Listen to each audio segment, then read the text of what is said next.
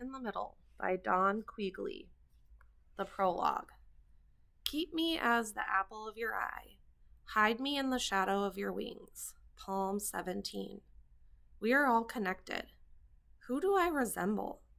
I have the eyes of my mother, my beautiful mother, who drinks in the quiet call of the Creator. My ears are from my grandfather, whose heart listens to my mother nature. My nose is from my father, who covers the scent of human pain. My mouth is from all my ancestors, whose voices still echo. My heart echoes the beat of the drum. Within us, we carry all of our relatives. We are all connected. Apple, noun. 1. The usually round, red or yellow edible fruit of a small tree of the rose family. 2. The tree cultivated in most temperate regions. 3. The fruit of any certain other species of tree of the same genus. 4. Apple of one's eye, something precious, much loved. 5. Slang, derogatory term of a Native American person who ...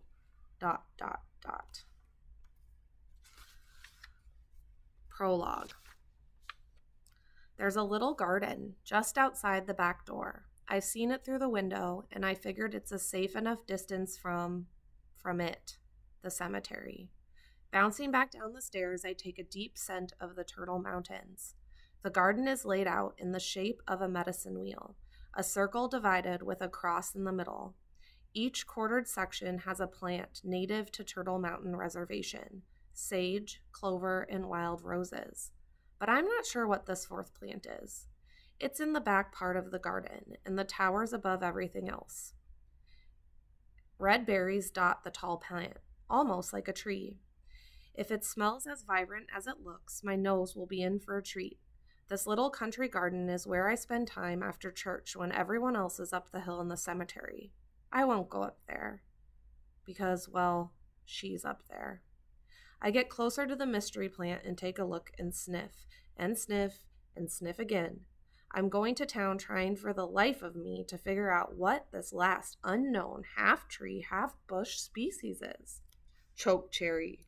What? I gasp, spinning around. Chokecherry. That's what tree you're smelling. Tree don't smell that good. I know that voice, and it's the last one I want to hear now.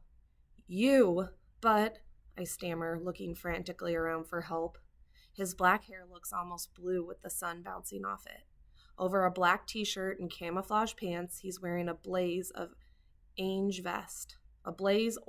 vest. They're together, and they have a gun. Somehow I think they're big NRA supporters. He signals to the other. Back in the truck, I need my scope. This one ain't good for nothing. And with that, the other one starts off back down the road. Nodding, the one left leans in closer to me. I was going grouse hunting, but this seems more interesting here. His sneer sends a chill up my spine and a warning call down my soul. Family, hear me. My eyes frantically look left and right. Where did Grandma say they were? Up the path, through the woods, to Grandmother's house we go? No, no, no, Apple. For once in your life, think. What was the way Grandma said to find them? What path was I supposed to follow to the cemetery? You're not scared, are ya? He seems to be slowly moving toward me. What are you doing here? I told you, girl. We was huntin', but I'm the only one here now. Shame. Bending down within inches of my face, he continues. And what are you doing here, Apple? He says my name like it was a tart in his mouth. I went to church and we decided to... Looking around then... Back at me, he slowly realizes, oh, I see you're all alone, my girl. Listen, I say as I steadily back up towards the church's clapboard, siding, trying to put as much distance between us. I don't know what you have against me, and my mom, and my family's money for that matter, but what do you know about anything? His rage is palpable. His pupils constrict as hard as his heart. You don't know a thing about me. You don't know nothing about what your mom did to us. His arms flailing emphasize his frenzy. Well, see, I'm here in the Turtle Mountains trying to make sense of everything, especially my mom. He rips the garden plot to shreds with his arms thrashing back and forth, arms tearing at the garden, first grasping a plant, and then he twists the flowers between his massive hands within inches of my face. As the blossoms crush, so does my sense of hope. Trying to calm him, I stammer, "This isn't supposed to be like this. You ain't got no idea about how things are supposed to be." Backing up against the church's back wall, I dig my feet in as I thought I might climb up and away. My eyes search for safety. His gaze sweeps behind him, looking for witnesses. So this is what a caged animal feels like. This is what prey feels like. "Well, girl, Apple is a fitting name for the likes of you," he spits. "You're one of them Indians, and you're not like the rest of us. Apple, your ma would never have wanted that. Apple." And then it happens. Again, my visions. Oh, not now. But when they come, there's no stopping them.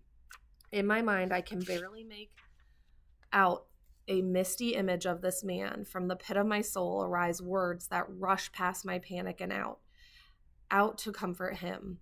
"When's the last time you were all at the Copa Cabana?" I level off, having no idea what it means. But apparently he does. It causes him to stumble back while blinking nonstop. It's just enough of a distraction for me to conjure my escape. I jab him in the elbow and try to fly around him, leaping into space. That's the last thing I remember. No, the last thing I remember is the sound. I tumble into darkness. A total blackness claims my 5 senses, except one, my sense of sound. I hear a sound, then I hear it again. Bang, bang, and there I am, hovering in the middle again, but this time it's between the living and the dead.